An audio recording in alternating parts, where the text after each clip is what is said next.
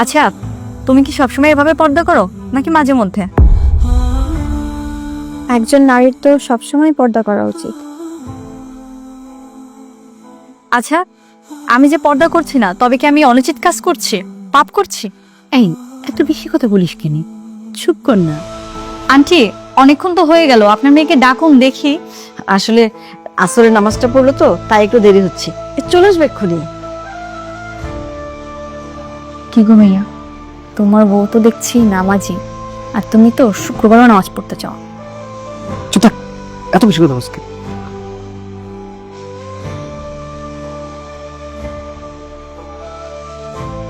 এই তো চলে এলো।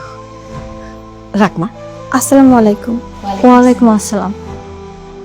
বস, এখানে বস। বসো মা।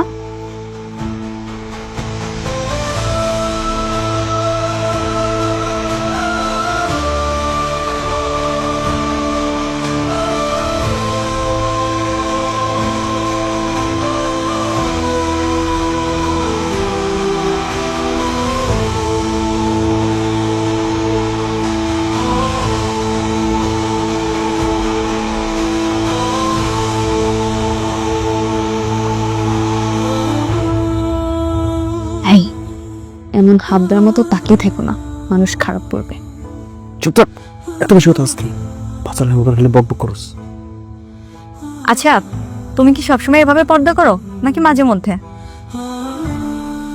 একজন নারীর তো সবসময় পর্দা করা উচিত।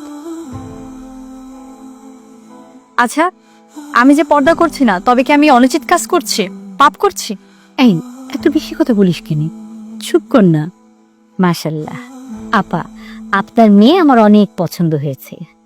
যদি আপনার কোনো আপত্তি না থাকে, তাহলে আজকে আমরা এঙ্গেজমেন্ট রিং পরাতে চাই।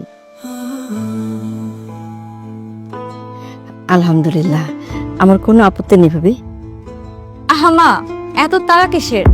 আগে আমরা বাসায় যাই, আলোচনা করি, চিন্তা ভাবনা করে তারপর না এঙ্গেজমেন্টের বিষয়টা দেখা যাবে।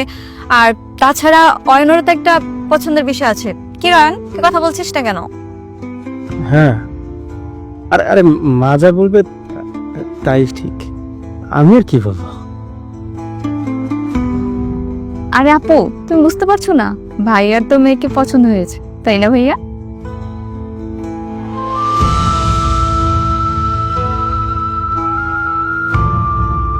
এত কথা বলছ কেন? বাচ্চার মতো সবসময় বক বক করে। এই অয়ন, কি আংটি পরাবে? নে, আংটিটা পরিয়ে দে। মা, তোমার হাতটা দেখি।